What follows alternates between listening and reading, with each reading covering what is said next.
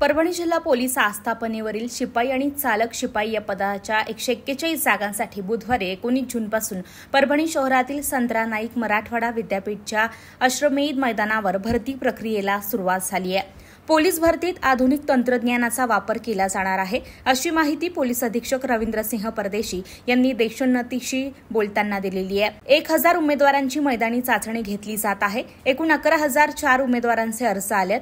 धावणे, गोळाफेक, मैदानी चाचणी घेतली जातीये। पावसाचा अंदाज असल्यानं मैदान कोरडं राहावं यासाठी धावण्याचे ट्रॅक आणि घोडेफेक मैदानावर ताडपत्रीची सुविधा करण्यात आलेली आहे। भरतीसाठी येणाऱ्या उमेदवारांसाठी आवश्यक सुविधा देण्यात आली आहे। संपूर्ण भरती प्रक्रिया ही सीसीटीव्ही कॅमेऱ्याच्या नजरेतून होत आहे। याच भरती प्रक्रियेचा पूर्ण आढावा घेतलाय आमचे परभणीचे प्रतिनिधी नजीब सिद्दीकी यांनी। पाहूया। प्रक्रियेची सुरुवात आजपासून झालेली आहे। आपल्या सोबत जिल्हा पोलीस अधीक्षक आहेत, आपण त्यांना विचारू नेमकं हे भरती कशा प्रकारे होत आहे, किती रिक्त जागा आहे आणि किती दिवस चालणार आहे आणि कशी सुविधा व्यवस्था करण्यात आलेली आहे। सर, ह्या भरती रिक्त पदांमध्ये भरण्यात येत आहे, नेमकं काय आहे, कशी परिस्थिती, कशी व्यवस्था करण्यात आली?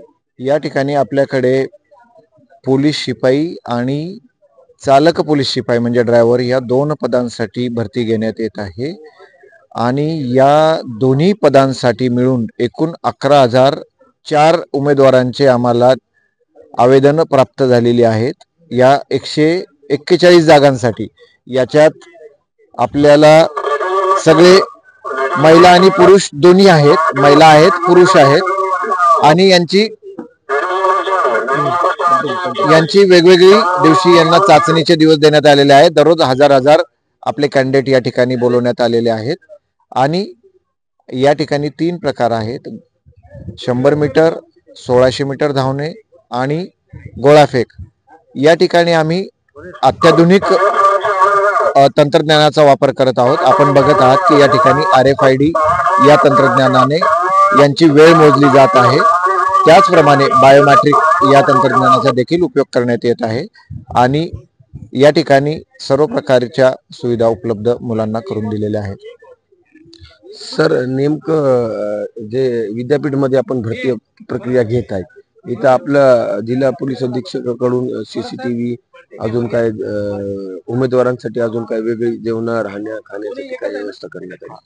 तर उमेदवारांना त्यांच्या पेड बेसिसवर इथं नाश्ता पाण्याची सोय करून देण्यात आलेली आहे आणि त्यांना पाण्याची देखील या ठिकाणी व्यवस्था आहे आणि स्वच्छतागृह देखील या ठिकाणी, मोबाईल टॉयलेट आम्हाला महानगरपालिकेकडून पुरवण्यात आलेले आहेत आणि या ठिकाणी संपूर्ण परिसर हा CCTV कॅमेऱ्याने कव्हर केलेला आहे।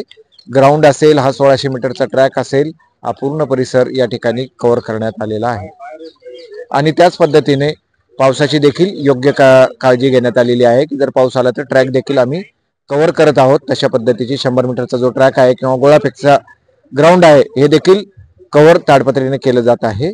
धन्यवाद।